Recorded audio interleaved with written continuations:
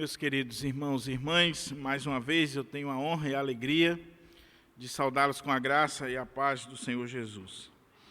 Convido a igreja para juntos abrirmos a nossa Bíblia no Evangelho de Lucas. Evangelho de Lucas, capítulo 18. Lucas, capítulo 18. Nós vamos ler do verso 9 ao verso 14.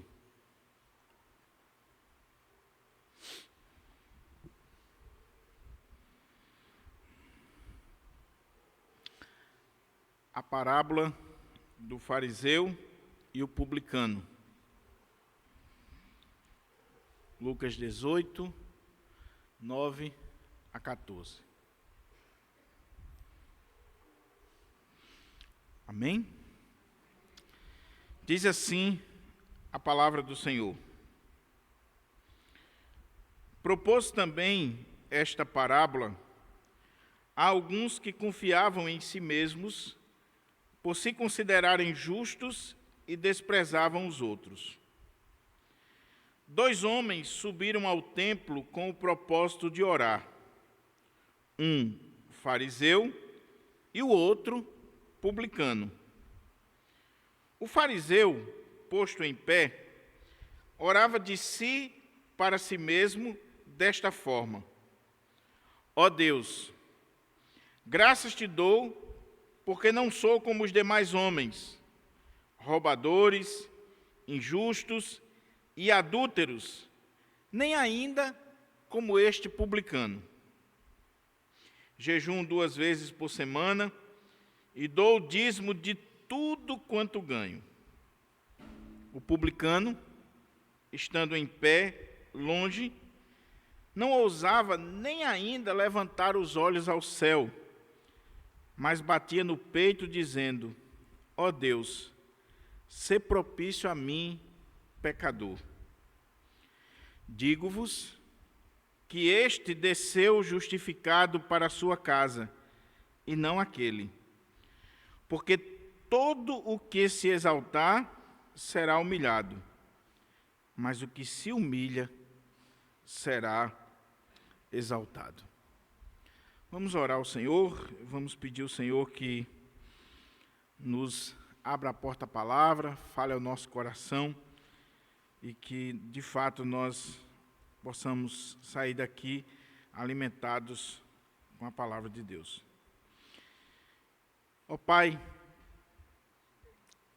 estamos diante da Tua palavra. E que palavra desafiadora para o nosso coração nesta manhã.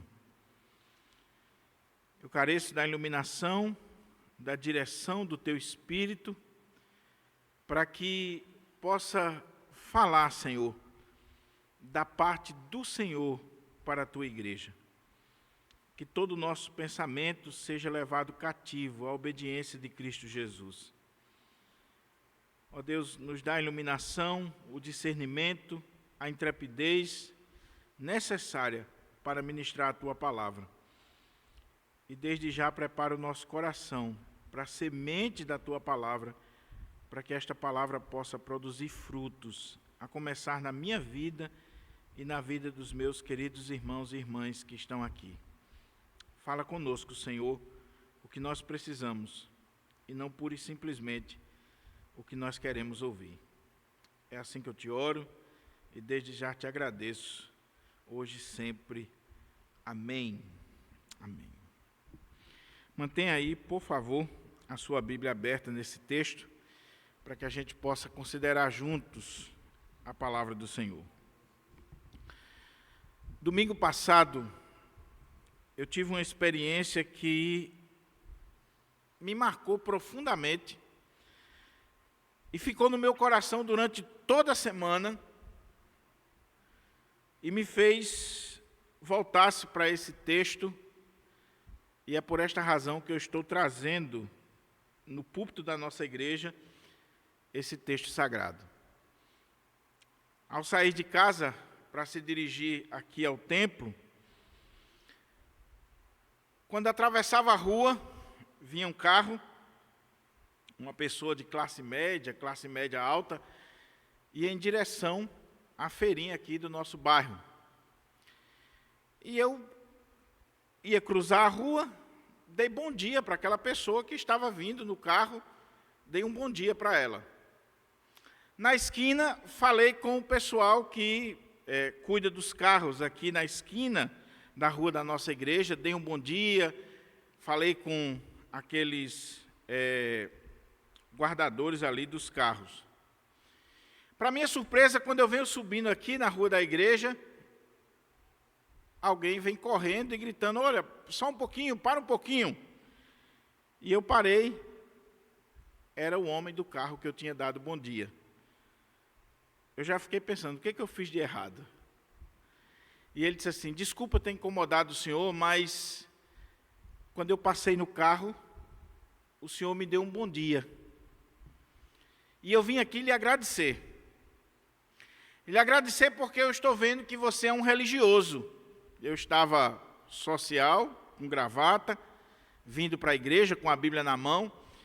E ele disse, eu quero te agradecer porque eu vi que você é um religioso e geralmente os religiosos são orgulhosos, não falam com ninguém, se acham melhor do que os outros. E você, eu estava dentro do carro, passando, e você me deu um bom dia. Então eu queria trazer essa palavra para você e lhe agradecer pela sua atitude como religioso, porque foi muito importante para a minha vida e é muito importante para a vida das pessoas. E como eu disse, aquilo ficou no meu coração. E à medida que eu fui pensando, refletindo sobre aquele episódio, eu lembrei do texto que nós acabamos de ler. E eu começo a me fazer algumas perguntas. Por que será que as pessoas não querem mais ir à igreja? Por que será que os nossos filhos de crentes, não querem mais estar no ambiente de culto? Não frequentam mais os nossos templos? Filhos de pastores, de presbíteros, de diáconos, de irmãs de oração. Por que será? Por que será que os nossos colegas de trabalho, muitas vezes nós convidamos para eles virem à igreja e eles não querem vir de forma alguma? Por que será? Por que será que os pecadores, as pessoas que estão no mundão, não estão sendo atraídos para os nossos templos? Templos belíssimos, confortáveis, se faz de tudo para atrair as pessoas, mas por que será que as pessoas não querem vir? É claro, nós poderíamos pensar aqui em N razões, mas dentre essas razões,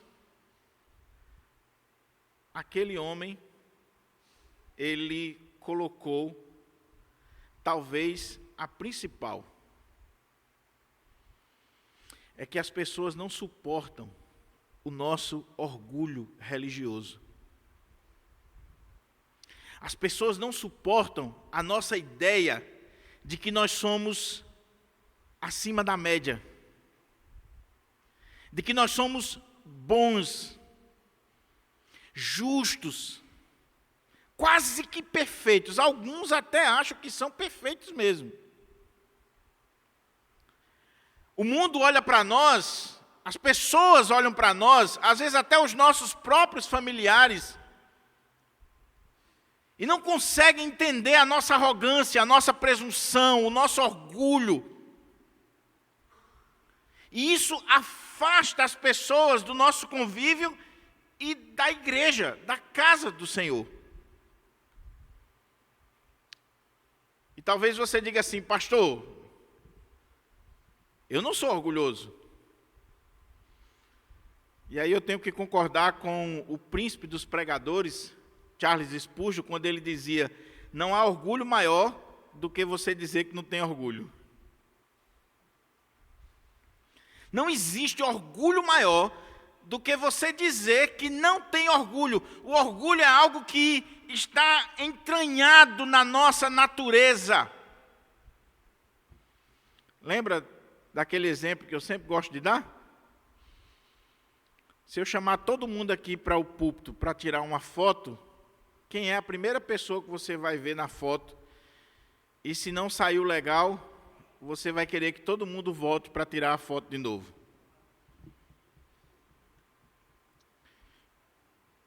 O texto que lemos é um texto soleníssimo. É um texto que deveria ser pregado continuamente nas igrejas.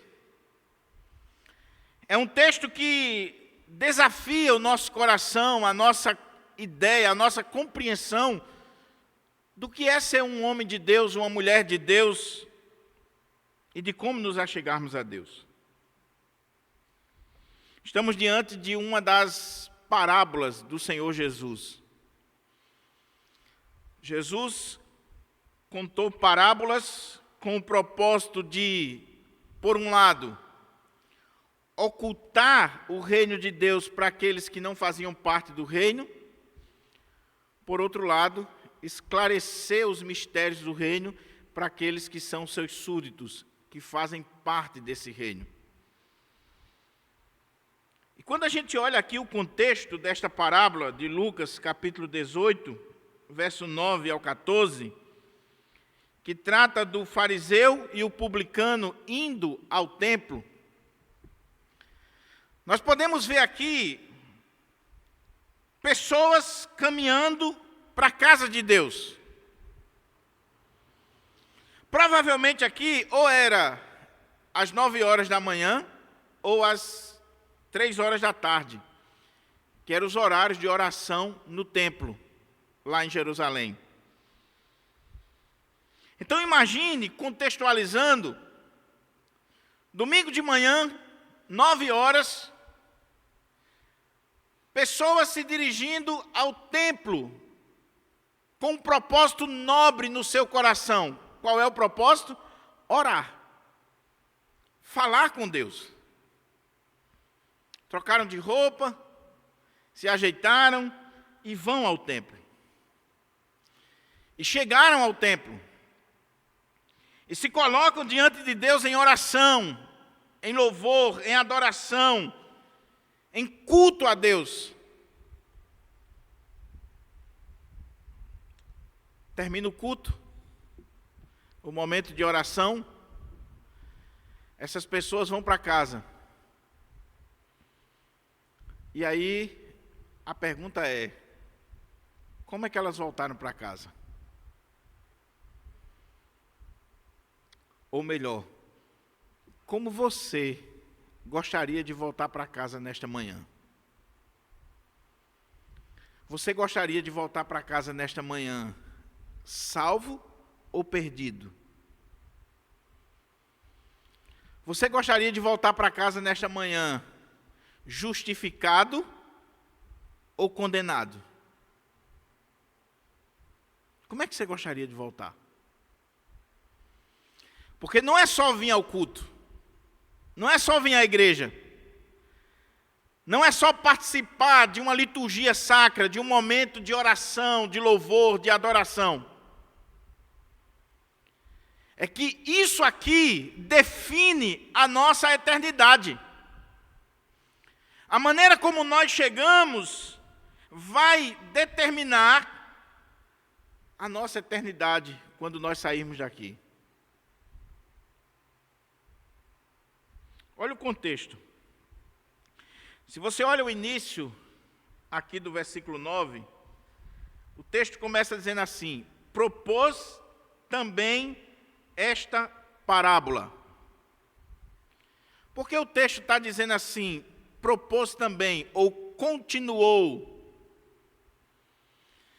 Porque se você olha o início do capítulo 18 do Evangelho de Lucas, Jesus contou uma parábola sobre o dever de orar sempre e nunca esmorecer. Ele está falando sobre a importância de você buscar ter uma vida de comunhão com Deus, de estar na presença de Deus, de orar sempre, de viver constantemente buscando a face do seu Criador, reconhecendo a sua soberania, o seu poder, o seu cuidado e reconhecendo que você é carente dele.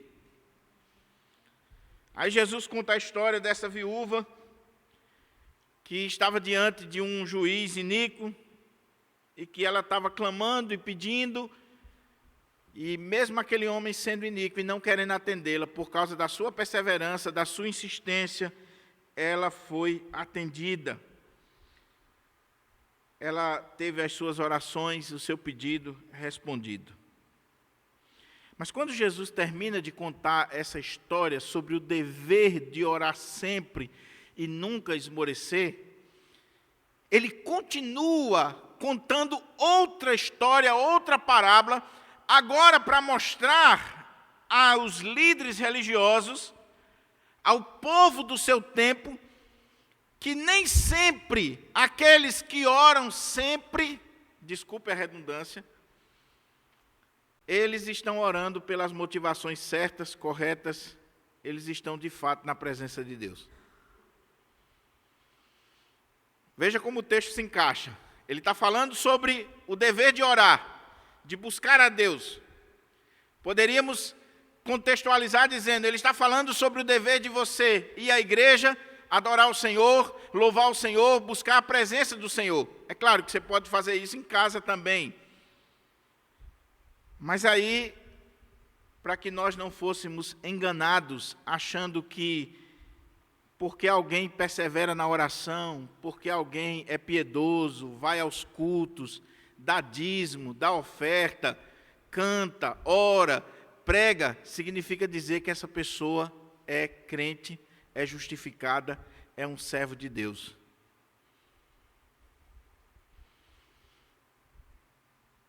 Propôs também esta parábola. E aí, quando a gente olha o versículo 9, nós vemos que o verso 9 vai definir o público-alvo de Jesus. Olha qual é o público-alvo de Jesus com esta parábola. Propôs também esta parábola a alguns que confiavam em si mesmos, por se considerarem justos e desprezavam os outros. Jesus contou esta parábola que nós estaremos considerando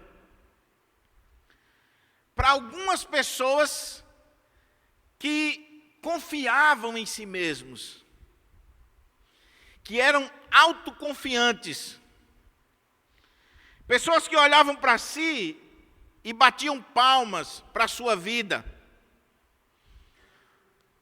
Talvez olhavam no espelho e cantavam "Quão grande és tu", diante do espelho.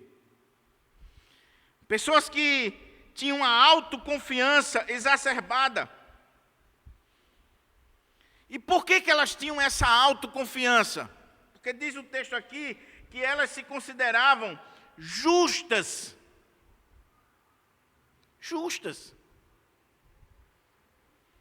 E justo aqui tem a ver com alguém que, na sua mente, no seu coração, conforme a gente vai ver, é alguém que diz assim: eu cumpro a lei de Deus. Eu vivo uma vida de retidão diante de Deus. Eu sou justo porque eu cumpro a lei de Deus. Eu não vivo como os demais homens. Eu sou uma pessoa justa. Eu procuro viver a minha vida à luz da palavra de Deus, dos mandamentos, da lei do Senhor. Por isso eu sou justo.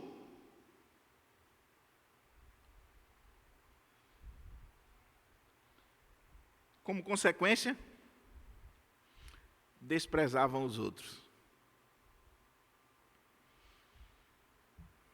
Cheio de arrogância, de empáfia, de presunção,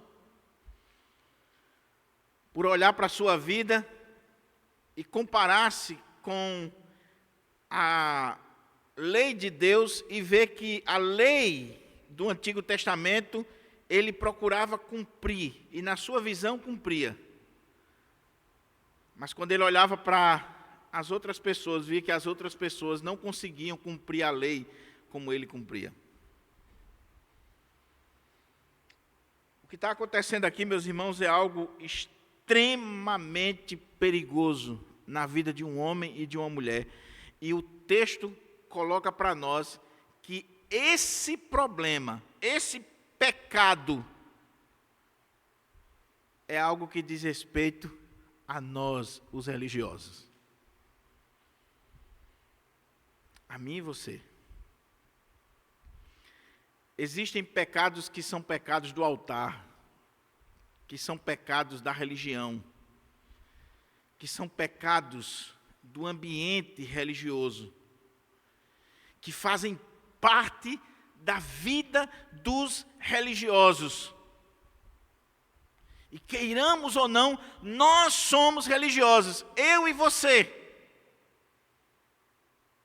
Alguns aqui, como eu, já desde criança na igreja.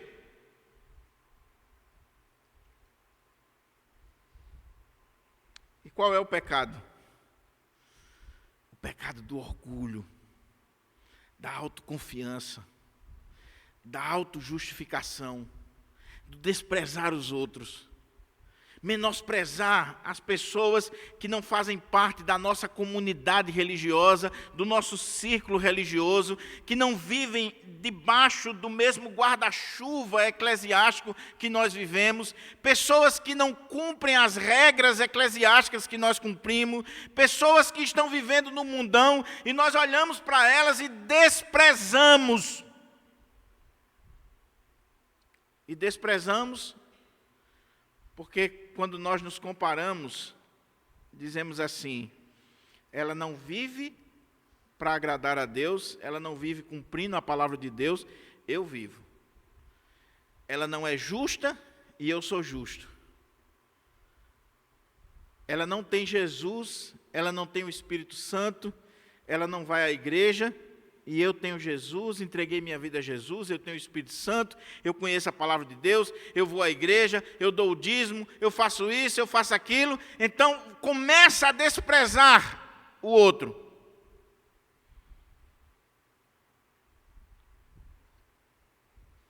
O orgulho, o orgulho, o orgulho. Propôs também esta parábola a alguns que confiavam em si mesmos por se considerarem justos e desprezavam os outros.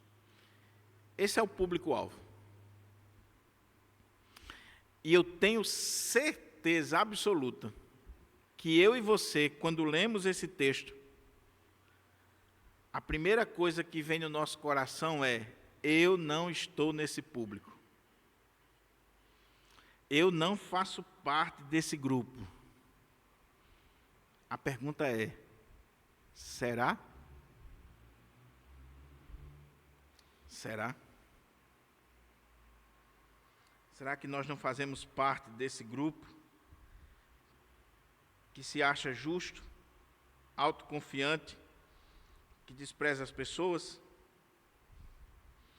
Aí Jesus vai exemplificar, vai desenhar, vai pôr legenda, para que os religiosos do seu tempo entendam, e nós aqui hoje também venhamos entender o que ele está tratando aqui. Ele diz: 2 homens subiram ao templo com o propósito de orar. 2 homens foram à igreja, foram para o culto, domingo de manhã. Veja que aqui alguns já começam a apanhar de saída, porque tem aqueles que nem para o templo vai mais, que vem ao templo de 6 em 6 meses, de ano em ano. Faz igual aquele menino que o avô era pastor lá em Recife e dava Santa Ceia na congregação em cima do morro. E aí o pastor foi dar a Santa Ceia, João, lá na congregaçãozinha, em cima do morro, e levou o neto. Parou o carro lá embaixo, foi subindo aquele morro com o menino pequenininho do lado, puxando o netinho. Aí o netinho disse assim: vovô, posso dizer uma coisa? Aí ele disse: diga, meu filho. Vovô, se eu fosse membro dessa igreja, eu faria igual Eucana. Aí o avô disse: como assim, meu filho? Eu só vim à igreja de ano em ano. Você só aprende esses versículos, menino. Tem muito crente assim. Só vem de ano em ano, dia de festa. Mas esses aqui não. Diz o texto que eles subiram ao templo. Como eu disse, ou às 9 horas ou às 3 horas da tarde. Mas subiram ao templo. 2 homens subiram ao templo. Imagina aí as pessoas caminhando para a casa do Senhor. Está indo ali 2 pessoas ao templo. E com um propósito nobre: orar, falar com Deus, buscar a Deus, entrar na presença de Deus. Eles estão indo exatamente para estar na presença do Senhor. Existe um propósito nobre no coração. 2 homens subiram ao templo com o propósito de orar. Louvado seja Deus. Só que aí a parábola começa a tomar assim um rumo diferente e até sombrio.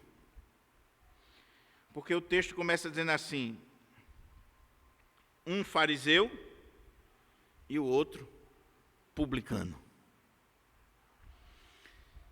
Jesus está dizendo: olha, 2 homens subiram ao templo para orar.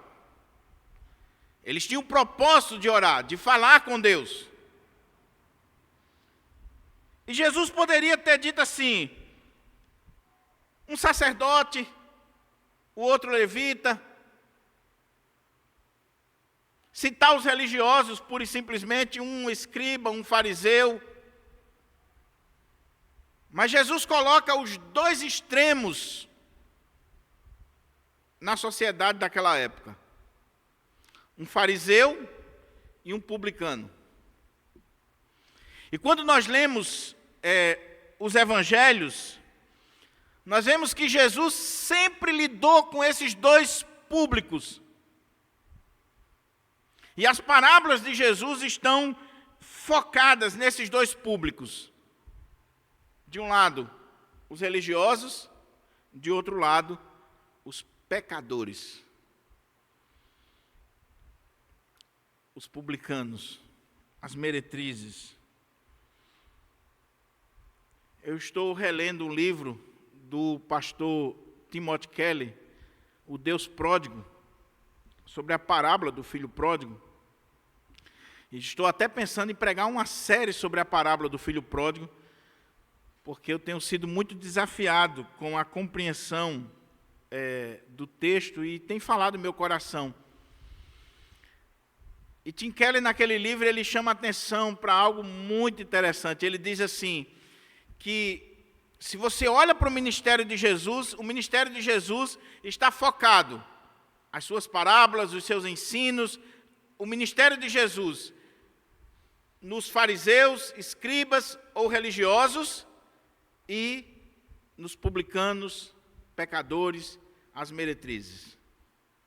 E aí ele diz, e o destaque é que toda vez que Jesus está diante de fariseus e publicanos, de religiosos e pecadores, geralmente, após o ensino, os religiosos vão embora, os religiosos se magoam, e quem fica, quem abraça, são os pecadores.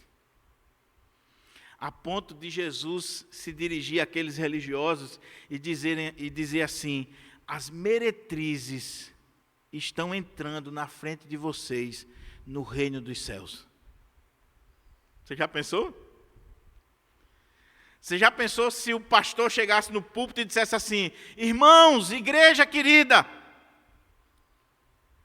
aquelas mulheres que estão vendendo o corpo lá na orla de Ponta Negra agora, estão entrando no reino dos céus na frente de vocês, que são dizimistas, que são ofertantes, que vêm para o culto, que participam de toda a estrutura eclesiástica. E aqueles que estão lá fora, eles estão entrando no reino dos céus na frente de vocês. Se não disser que foi Jesus quem falou isso, eu tenho certeza absoluta que você iria dizer assim: é uma heresia, e talvez até fazer um documento denunciando o pregador. Porque você iria dizer assim: como? Eu que oro, que dou o dízimo, que dou oferta, que participo dos cultos, que faço parte da SAF, da UPH, da Junta Diaconal, que sou presbítero há mais de 20 anos, que sou pastor, pregador. Quer dizer que eu posso estar perdido e aquela pessoa que está lá no mundão, no pecado, ela está sendo salva na minha frente. Como assim? Como assim? A questão é que aqueles perdidos, publicanos, pecadores, as meretrizes, estavam ouvindo Jesus, sendo tocados, transformados, olhavam para si como pecadores, carentes da graça de Deus, da justificação, e estavam se quebrantando diante do Senhor, enquanto que os religiosos, à medida que estavam ouvindo a palavra, o coração endurecia mais, a ponto de querer matar Jesus. Matar. A palavra já não fazia diferença no coração deles. A religião tem a capacidade de tornar o nosso coração petrificado, empedernido, de tal maneira que a palavra já não entra mais, já não faz mais diferença. Você está tão acostumado em ouvir sermão, pregação, todo domingo, todo culto, que você já não se sente mais um pecador. A palavra já não mexe mais com você. Pode ser o melhor pregador, pode ser a melhor música, pode ser o culto mais solene. A pessoa está ali como se nada tivesse acontecendo. Porque ele já tem experiência na religião. O fariseu e o publicano. Um religioso e um pecador. Quem eram os fariseus? A própria palavra fariseu significa separado. Os fariseus pertenciam à seita mais radical do judaísmo. É só você lembrar do que Paulo diz em Filipenses, quando ele diz assim: eu sou fariseu, filho de fariseu, pertenço à seita mais radical, que vive buscando cumprir a lei de Deus nos mínimos detalhes. E Paulo diz: na minha geração ninguém foi maior do que eu. Eu procurei viver a lei de forma mais profunda possível. Os fariseus eram pessoas legalistas, religiosas, e que surgiram num contexto até interessante, porque eles surgiram para fazer reação a um processo de aculturação do povo de Deus. Os fariseus, eles eram contrários à invasão da filosofia ou do mundanismo na religião judaica. E eles estudavam a lei, meditavam na lei, se aprofundavam na lei para viver uma vida pura, separada, uma vida que procurasse cada vez mais agradar a Deus. O problema é que, à medida que o tempo foi passando, eles foram se tornando legalistas, religiosos, se preocupando com detalhes, com meandros da lei, e perderam a essência, a alma, a comunhão com Deus. Os publicanos, quem eram os publicanos? Eram os cobradores de impostos. Eram traidores da nação, porque eram judeus que estavam prestando um serviço para o Império Romano, cobrando os impostos da província, do seu povo. Tinham a fama de ser ladrão, de extorquir o povo, de cobrar mais do que devia, de enriquecerem ilicitamente. Eram pessoas que, por terem abraçado este trabalho com os inimigos do povo de Deus, eles eram desprezados, menosprezados. Ninguém queria estar com um publicano. A própria família deserdava o cara. Você é um traidor. Você está trabalhando para o inimigo. Eram pessoas completamente marginalizadas. Aí Jesus diz: 2 homens subiram ao templo com o propósito de orar. Um fariseu, religioso, protestante, presbiteriano, batista, assembleano. E outro, um publicano. Alguém marginalizado, tido como pecador. Foram para o culto. Agora veja a cena. Domingo de manhã, Rua Paineiras, 4630, templo da Igreja Presbiteriana do Pirangi. Chega um irmão, batizado desde a infância, faz parte da membresia da igreja, tem o respeito da igreja, talvez até exerce liderança, está chegando para o culto. E aí, junto com aquele irmão ou aquela irmã, lá vem um pecador. Uma prostituta, um homossexual, um adúltero, um ladrão, um pecador.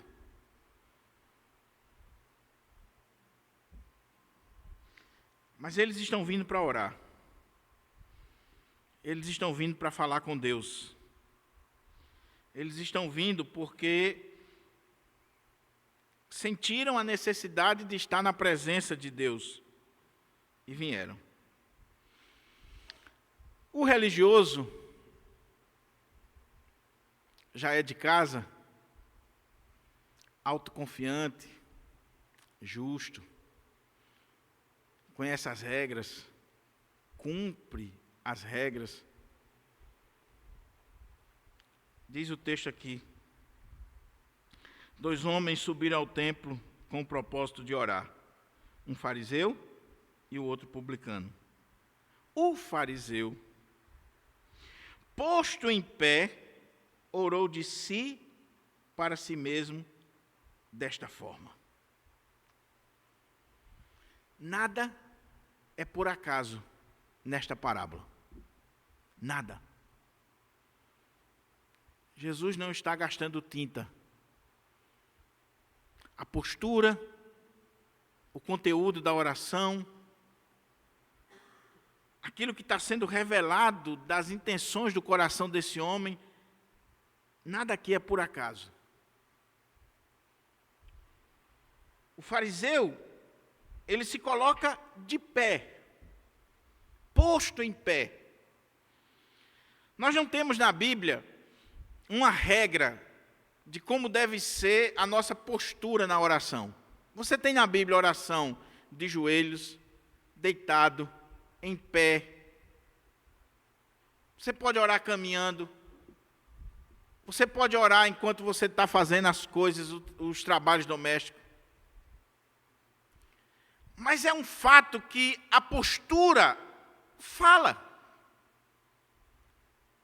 A maneira como nós nos colocamos diante de Deus fala também. E diz o texto que esse homem se pôs de pé. E pelo relato da parábola, nós vemos que ele foi lá para frente, próximo ao altar. Ele ficou no lugar visível. E ele está de pé para ser visto, para ser honrado. Porque se tem uma coisa que religioso gosta, é de ser visto. É por isso que eles alargam os seus filactérios, que eles gostam de usar vestes clericais, de orar nas esquinas das ruas, das praças, para serem vistos. É por isso que ele ama dar o dízimo e oferta, ou participar muitas vezes de uma campanha, desde que o nome dele seja lembrado, seja dito para a igreja. Ele se pôs em pé para ser visto. E orava de si para si mesmo. Veja que doideira. Foi ao templo, se colocou de pé, pelo relato da parábola, provavelmente está próximo ao altar, mas quando ele abre a boca para orar, a oração, ela não está voltada para Deus. O texto é claro, Jesus está dizendo que ele orou, embora ele vá fazer uso de uma terminologia teológica, religiosa, um modelo de oração que parece que ele está falando com Deus, Jesus está dizendo assim, ele orava de si para si mesmo. Ele usou o nome de Deus, ele usou a forma religiosa de orar, mas no seu coração ele orava de si para si mesmo.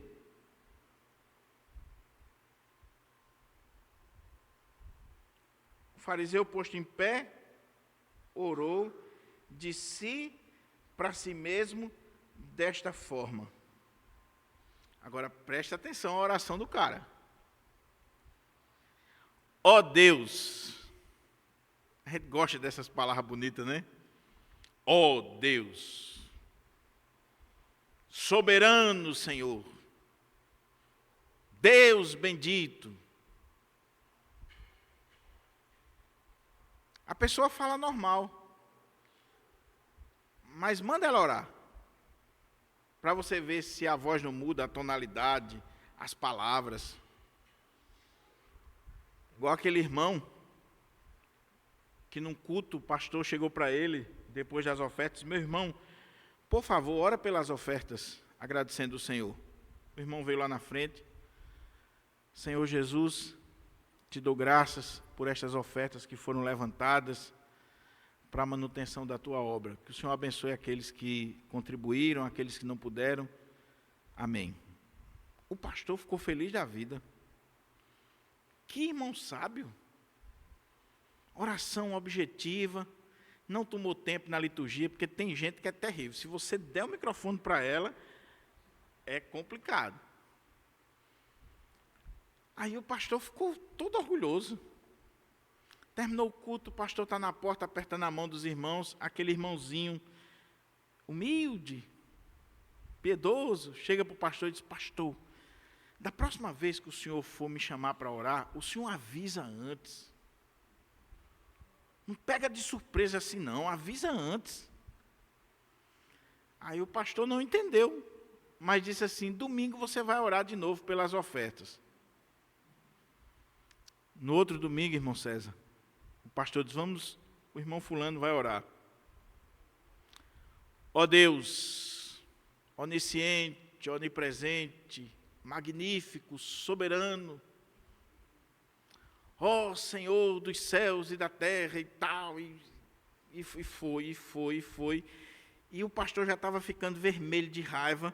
Depois de uns 10 minutos de oração, ele termina a oração, e o microfone era daquele mais antigo, que tinha o botãozinho, né? Esse aqui não tem. Tinha um botãozinho aqui, ele desligou o botão, só que o botão estava quebrado. Ele desligou o botão e disse assim, eita, que oração massa, Jesus. Estava orando de si para si mesmo. Eu pergunto, quantas vezes eu e você, na hora da oração, principalmente se for aqui no púlpito, nós estamos mais preocupados com as palavras que vamos usar, porque nós estamos diante da igreja, do que de fato estar na presença de Deus. Ah, pastor, eu não sei orar, não me chama para orar lá na frente não, porque eu não sei orar. Não, você sabe orar. O que você talvez não saiba é usar palavras bonitas, que impressionam, um discurso. E você precisa ter cuidado com isso. Cuidado com isso. Ele orava de si para si mesmo, desta forma, ó Deus. Agora veja o conteúdo da oração do cara. O cara que está orando para si mesmo, ele não está falando com Deus, ele está falando consigo mesmo e com a igreja. Ele quer que a igreja escute. Ó Deus, graças te dou, porque não sou como os demais homens. Olha que cara autoconfiante. Aí ele faz a lista, e é uma lista que todo religioso gosta de fazer. Eu não sou como os demais homens, roubadores, injustos e adúlteros. Parece que crente só vê esses pecados: roubo, adultério, pecado na área sexual, gente corrupta, injusta. Só vê isso. Eu não sou como os demais homens, ladrões. Já viu? Todo mundo gosta de acusar os políticos, de chamar os outros de ladrão. Às vezes o cara que está dizendo isso não paga imposto. Não paga os direitos da empregada doméstica que trabalha na casa dele ou dela. Não cumpre com os seus deveres. Eu não sou como os demais homens, roubadores, injustos, adúlteros. Nem ainda como este publicano. O que esse cara está fazendo aqui, meus irmãos, e que é extremamente perigoso, e como eu disse, é um pecado do altar, é um pecado da igreja, é um pecado dos religiosos, meu e seu. O ímpio não tem esse problema. Por favor, os políticos, a turma aí do mundão não tem esse problema. Esse problema aqui é nosso. Jesus está querendo tratar de uma doença que pode se alojar no meu e no seu coração. O orgulho, a autoconfiança, a autojustificação. O que esse cara está dizendo, trocando em miúdos? Senhor, eu cumpro os 10 mandamentos. Eu cumpro o mandamento de amar ao Senhor e amar o próximo. Eu não sou como os demais homens. Eu sou um fariseu. Eu busco entender a lei, cumprir a lei, viver a lei. Eu busco os detalhes da lei.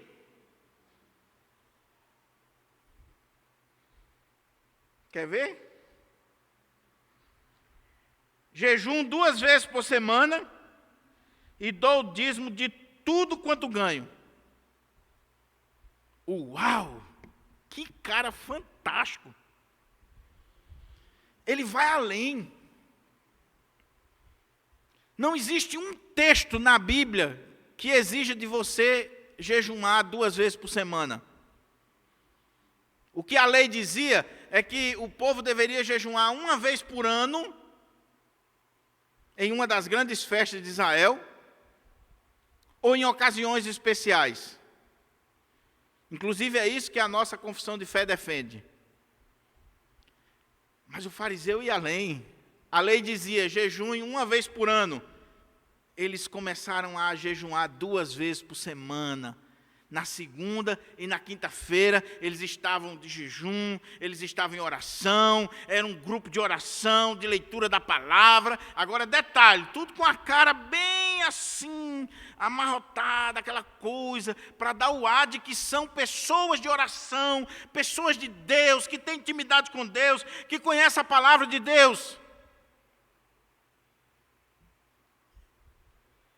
e eu dou o dízimo de tudo. Quando ele diz aqui que dá o dízimo de tudo, é que os fariseus, lembra lá de Mateus 22, eles tinham a prática de dar o dízimo até das hortaliças, do endro, do cominho, do jardim da casa deles. A lei não exigia isso, mas eles davam. Cá entre nós, meus irmãos, sendo bem sincero com você e comigo, esse cara seria reprovado para ser pastor em Pirangi? Esse cara seria reprovado para ser presbítero, diácono? Uma irmã que vive desse jeito aqui, ela seria reprovada na SAF, na diretoria da SAF? Dá o PH ao irmão? Não! Nós olharíamos para essa pessoa e diríamos assim: que homem de Deus, que mulher de Deus, que exemplo de vida. Olha como é que ele ora com a forma correta. Ele fala, ó Deus, até a pronúncia é piedosa. Ele cumpre os mandamentos, olha aí, ele nunca roubou, nunca adulterou, não vive como os homens do mundo, é um bom pai, um bom empregado, um bom patrão, é isso, é aquilo outro, e você passa o cara assim, na radiografia não tem um erro. Além disso, pastor, olha, ele é dizimista fiel, é ofertante, não tem uma campanha aqui na igreja que ele não seja o primeiro a contribuir. Desde que o nome dele esteja no livrinho de ouro e que seja dito também no domingo de noite que o irmão contribuiu.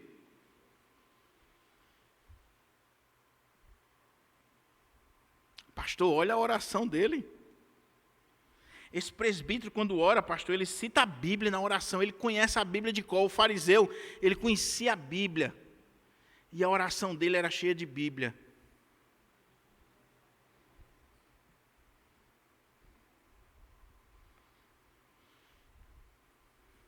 O problema é quando esse fariseu sou eu e você, que estamos assim, doentes, infectados, com o orgulho, com a autoconfiança, com essa presunção do altar. Certa feita eu ouvi uma pessoa orando numa igreja, e a pessoa estava orando parecido assim com esse texto aqui do fariseu. Ó Senhor, eu te dou graças, porque nessa igreja aqui não tem ninguém que ore mais do que eu. Não tem ninguém que evangelize mais do que eu, Senhor. Estou nessa igreja aqui há tantos anos, faço parte da fundação. Senhor, irmãos, abrindo um parênteses aqui, tem coisa muito perigosa que às vezes a gente não para refletir. Mas talvez Damares, que tem mais estrada em igreja aqui do que eu, já viu essa cena. Tem pessoas que quando está orando, irmão, ela não está falando com Deus, ela está falando com um auditório que está ali. Ela está prestando um relatório do que ela fez. E eu já vi isso N vezes. Fulano, ore. Aí a oração dela, às vezes até irrita você, porque ela passa 10 minutos dizendo, eu fiz isso, eu fiz isso, eu fiz isso, eu fiz isso, irmãos. Aí, quando eu cheguei no Guarapes, inclusive, tinha uma prática assim, a gente estava todo mundo orando, um culto de oração, a irmã estava orando, esse tipo de oração, e daqui a pouco começava a cantar, daqui a pouco falava. Que doideira é essa? A pessoa está se apresentando, se colocando assim, num pedestal diante dos outros. Agora, onde é que estava o erro desse homem aqui, meus irmãos? É porque ninguém, nem eu, nem você, temos essa capacidade de cumprir a lei de Deus. Ninguém. Quando ele está dizendo assim, ó Deus, eu te dou graças porque não sou como os demais homens, roubadores, adúlteros, injustos, eu dou o dízimo, eu faço isso, eu faço aquilo. Ele está dizendo que cumpre a lei. Os 10 mandamentos e que podem ser resumidos em 2. Amarás o Senhor teu Deus sobre todas as coisas e ao próximo como a ti mesmo. E o fariseu achava que cumpria a lei porque exteriormente ele nunca tinha adulterado. Ele nunca tinha ido para a cama com outra mulher que não fosse a sua. Ele achava que não roubava porque ele nunca foi e colocou a mão nos bens de alguém. Então ele está dizendo assim: eu cumpro a lei, eu vivo os 10 mandamentos.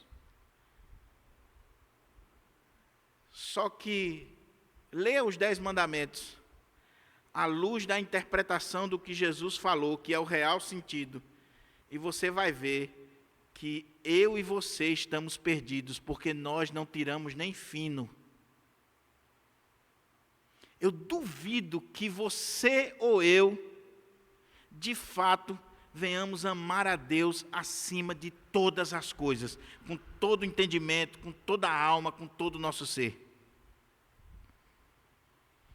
Eu duvido que eu e você nunca tenhamos adulterado. Sabe por quê? Jesus, quando pega o mandamento, ele diz assim: adultério não é só você ir para a cama com outra pessoa, não. Quando você olha e deseja, você já adulterou no coração, você já quebrou o mandamento. Os mandamentos, eles vão mais fundo no nosso coração. Quem é o homem, quem é a mulher que nunca olhou para outro e se sentiu atraído ou até desejou? Quem nunca cobiçou algo de alguém? E o próprio apóstolo Paulo vai dizer: eu não saberia o que era pecado se não fosse o mandamento da cobiça. Da cobiça. E quando Paulo olha para a lei, agora, com as lentes do Evangelho, a partir de Jesus, Paulo olha para a lei e ele diz assim: desventurado o homem que sou. Quem me livrará disso aqui? A lei foi dada para mostrar que nós somos pecadores, que nós estamos perdidos. A lei é uma radiografia do nosso coração. Quando nós olhamos os 10 mandamentos dizem assim: você é um pecador, um miserável. Não, mas eu nunca fiz isso aqui.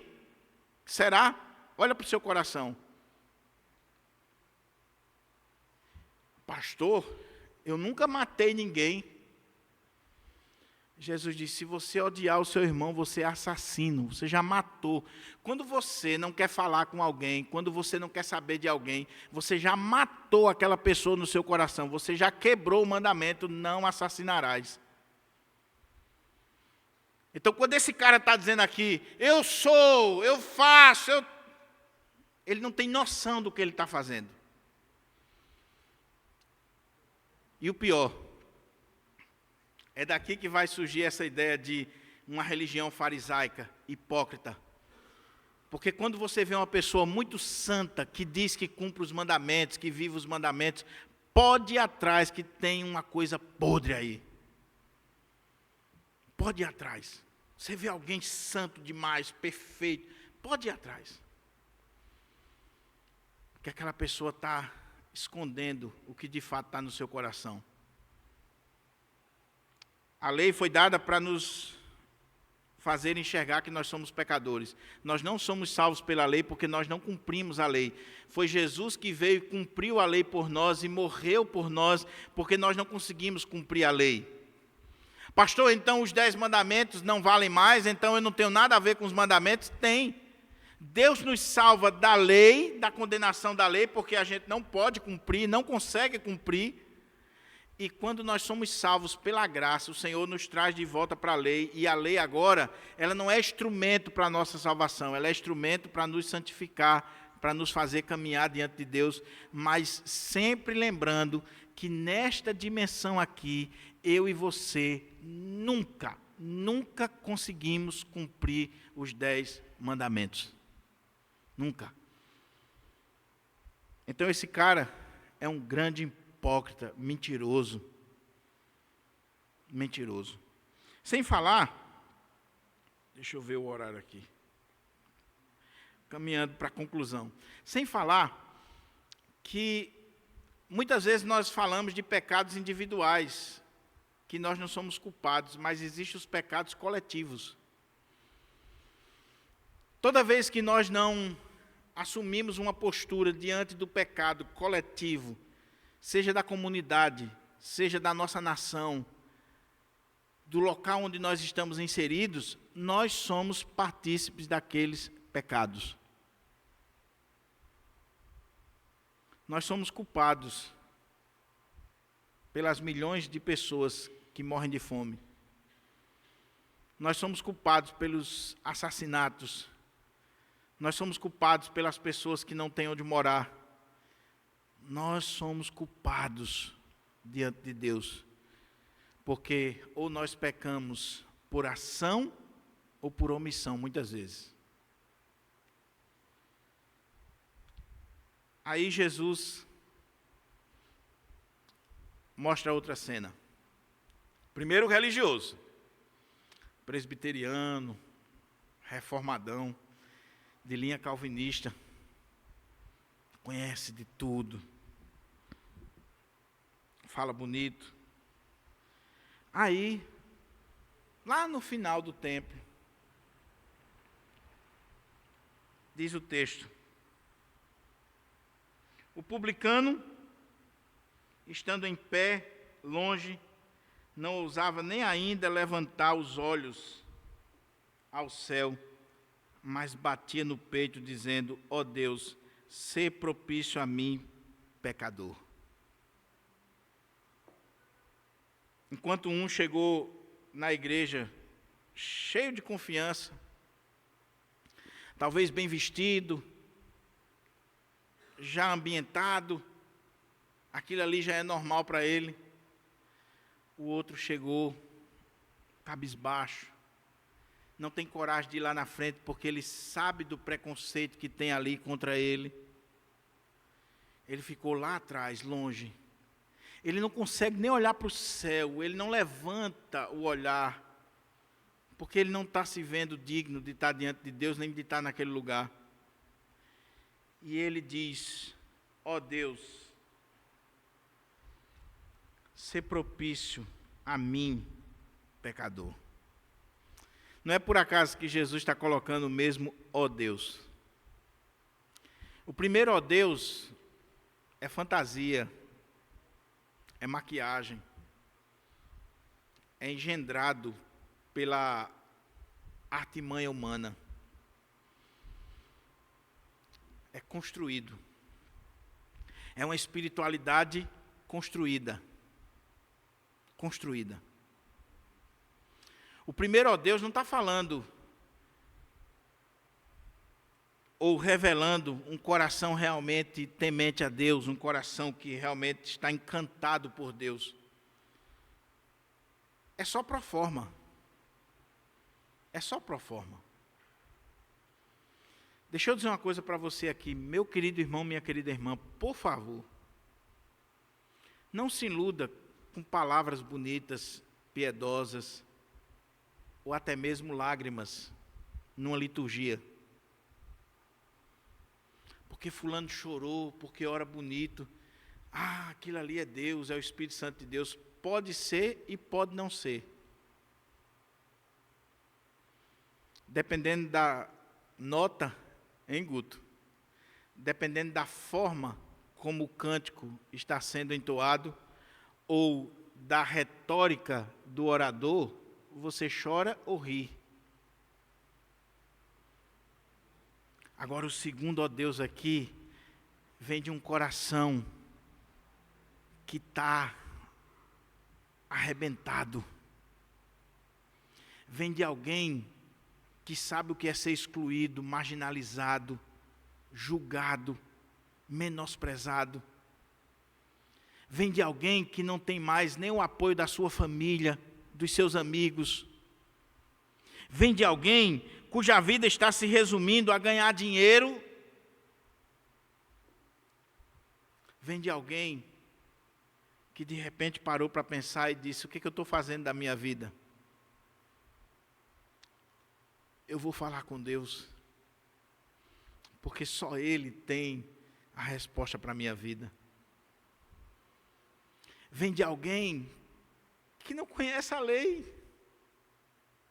profundamente como fariseu, ou que não está vivendo a lei, está à margem. Mas o pouco que ele aprendeu, ele descobriu que a solução para a vida dele está em Deus. Não é na religião, mas em Deus. E ele chega, a sua postura fala. Ele não está ali para se apresentar, ele não está ali para ser visto, ele não está ali para mostrar para as pessoas que é alguém, até porque ele não tem o que oferecer. As suas palavras falam: ó Deus, sê propício a mim, pecador. Tem misericórdia de mim. Tem misericórdia de mim. Eu sei que a hora já chegou aqui, mas meu amado irmão, minha amada irmã, você se vê assim? Um pecador, miserável? É assim que você se enxerga? Você se vê perdido, sem Cristo, sem o sacrifício de Cristo? Você olha para o seu coração e você vê que o seu coração é imundo, é podre, é desesperadamente corrupto. Como é que você se enxerga? Como é que eu me enxergo? Eu não estou perguntando como é que você se vê diante das pessoas, como é que você se coloca diante das pessoas. Porque talvez se você se comparar comigo, você vai se colocar numa posição superior. Ah, eu não sou como pastor, eu tenho uma vida muito melhor. Porque muitas vezes nós fazemos assim. É fácil se comparar com o outro, principalmente quando o outro é um miserável. Eu não sou como os demais homens. Aí com quem ele vai se comparar? Com Abraão? Com Moisés? Não, os roubadores, os adúlteros. É fácil. É fácil você se comparar com alguém que está lá embaixo. Agora eu quero ver você se comparar diante de Deus, de Jesus. Se comparar com o outro, principalmente o outro que está em adultério, vivendo uma vida de pecado, é fácil, você vai tirar de letra, meu irmão. Agora eu quero ver você diante de Deus. Quando nós estamos diante de Deus, que conhece o profundo e escondido, que conhece o meu e o seu coração, e sabe das intenções do nosso coração. O outro não sabe, mas Deus sabe. Então esse homem, ele não está se medindo pelo seu semelhante, ele está se medindo diante da divindade, e ele está dizendo assim: ó Deus, diante do Senhor eu não tenho o que esconder, sê propício a mim, pecador. O Senhor sabe que eu sou um pecador, o Senhor sabe que lá no meu coração eu sou adúltero, profano, eu sou um miserável, mas Senhor, tem misericórdia de mim, sê propício. A palavra propício aqui no texto lembra propiciatório ou propiciação. Lembra o que era o propiciatório? A tampa da arca onde era feito o sacrifício e era colocado o sangue. E aí quando o Senhor olha para nós, Ele olha a partir do propiciatório, da propiciação que está sendo feita, que é pelo Senhor Jesus. Sabe por que eu e você não somos fulminados toda vez que nós entramos na presença de Deus? É porque Deus não olha diretamente para mim e você. Porque se Ele olhar para mim e você, Ele vai ver mentira, Ele vai ver adultério, Ele vai ver tanta coisa lá no meu e no seu coração. Mas quando Ele olha para mim e você, mesmo sendo pecador, sobre nós está o propiciatório, a propiciação do Senhor Jesus, o sangue dEle derramado por nós, cobrindo o meu e o seu pecado, nos livrando da ira de Deus. E esse homem está dizendo: sê propício a mim, pecador, pecador.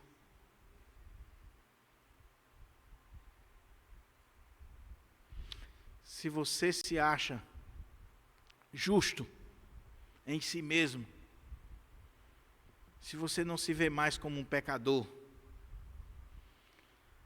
tenha cuidado, porque o que vai acontecer é o que o texto termina dizendo assim. Olha como é que o texto termina. Digo-vos que este que se colocou como pecador, que reconheceu que era um pecador, este desceu justificado para a sua casa, e não aquele. Porque todo o que se humilha, o que se exalta, será humilhado, mas o que se humilha será exaltado. Eu volto à pergunta que eu fiz no início. Como é que você quer voltar para casa hoje, depois do culto? Você veio ao templo, você veio orar, você veio louvar a Deus, você veio buscar a Deus. Como é que você quer voltar para casa? Salvo ou perdido? Justificado ou condenado? Como é que você quer voltar? Só tem um meio de você voltar salvo, justificado, redimido. É se você chegou aqui nesta manhã, não com um coração autoconfiante, com justiça própria, com orgulho religioso, mas se você chegou aqui nessa manhã, dizendo assim: sê propício a mim, pecador. Quem veio aqui para o culto hoje, não foi o santo fulano, ou a santa fulana, ou o homem de Deus.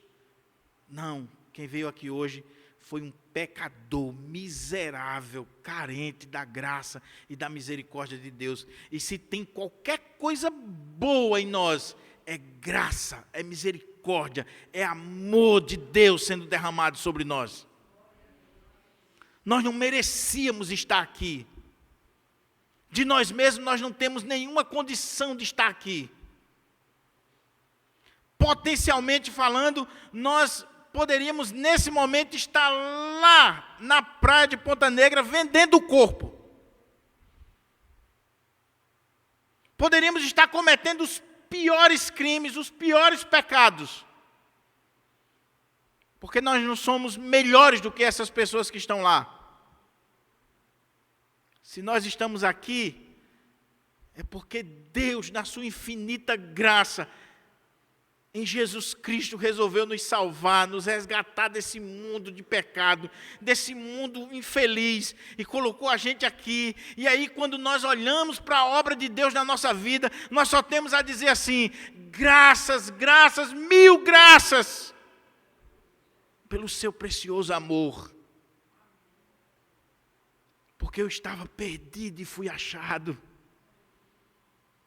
Porque eu estava caído à beira do caminho, semi-morto, e o Senhor foi lá e me trouxe, me fez assentar entre os príncipes. Entre os príncipes. Sabe o que acontece quando nós temos essa compreensão? Primeiro, o culto é diferente. Porque aí a pessoa vai cantar, vai orar, vai pregar, ela vai contribuir com alegria, com prazer, porque Deus fez algo na vida dela.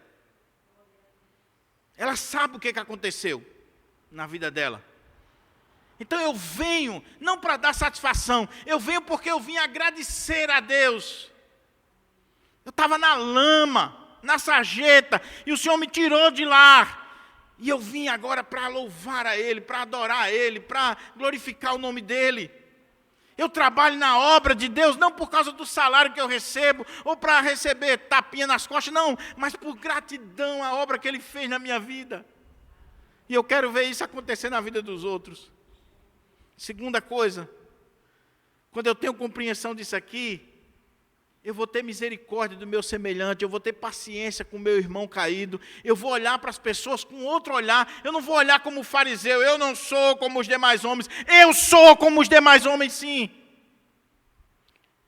A diferença entre eu e eles é simplesmente a graça, a misericórdia. Então eu vou olhar para a prostituta, para o homossexual, para o adúltero, para a pessoa que está na sarjeta, com um olhar de misericórdia, dizendo assim: olha, o Deus que mudou minha vida pode mudar a sua. Vem para cá. Tem lugar para você aqui. Aqui é o lugar. Não, mas a igreja não é um lugar de gente justa, boa. Não, a igreja é lugar de pecador. De pecador. O hospital é lugar de gente doente, não é de gente boa, não. Gente doente, com ferida, com pereba, sangrando, se urinando, defecando. Gente doente que está ali, vai para o hospital e o médico cuida, ajeita, daqui a pouco a pessoa está boa. Assim é a igreja, o pecador chega aqui quebrado, miserável, na sarjeta, e o Senhor muda a vida dele. Nós olhamos com compaixão, com amor. Com amor. E a terceira coisa é que toda vez que o diabo chegar e dizer assim: olha, você é pastor, é presbítero, é diácono, você tem isso, você tem aquilo, você está num cargo alto, você trabalha nesse setor da sociedade porque você é bom, porque você vai dizer: não, eu sou pecador, eu só estou aqui pela graça do meu Deus. Eu rendo toda a glória, toda a honra e louvor a Ele. Você não me conhece, não. Você não me conhece. Todo o orgulho vai sair do nosso coração. Porque nós fomos justificados ou declarados justos. Não pelos nossos méritos, mas apesar dos nossos deméritos. A justiça de Cristo, conquistada na cruz do Calvário, foi imputada a nós. E nós recebemos pela graça mediante a fé. Isto não vem de vós, é dom de Deus, é presente de Deus.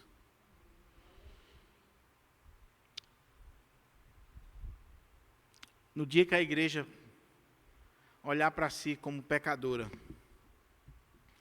no dia que eu e você tirarmos essa casca da religião e as pessoas olharem para nós e ver que nós somos pessoas comuns, como elas, aí o mundo, muitas das pessoas que estão lá fora, vão querer vir para cá. Agora, hoje nós estamos vivendo um dos momentos mais críticos na igreja brasileira, e na nossa igreja não é diferente. Eu concluo aqui. É que as pessoas têm medo de vir à igreja. E dependendo da classe social, dependendo do tipo de vida pecaminosa que ela vive, pior ainda. Porque as pessoas chegam na igreja e elas veem os olhares, os cochichos, elas veem que não são bem-vindas na igreja. Elas olham para quem está aqui e dizem: eles são santos demais, puros demais, e eu sou miserável, eu não posso estar aqui. As igrejas evangélicas, a nossa igreja não é diferente. Todos aqueles que caem em pecado, e que muitas vezes são até disciplinados, é muito difícil permanecer na igreja. Faça a estatística. Sabe por quê? Porque nós temos a ideia de que todo mundo aqui está em comunhão com Deus, está em paz com Deus, é justo diante de Deus.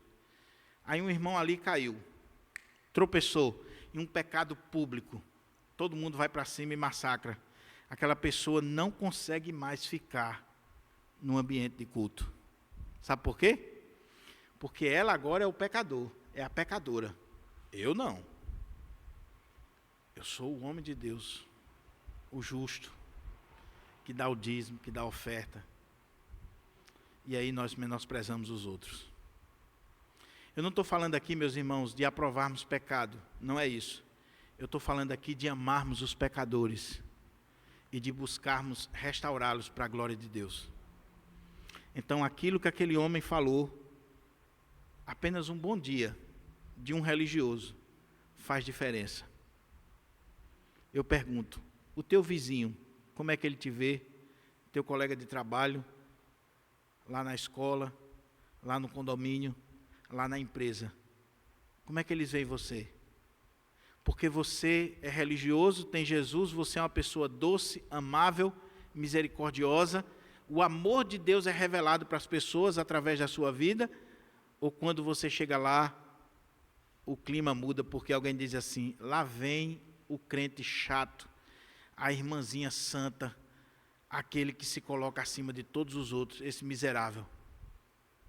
Pense nisso. Pense nisso. A minha oração é que nós voltemos para casa justificados, porque primeiro nós nos vimos como pecadores. Vamos ficar de pé para a gente orar?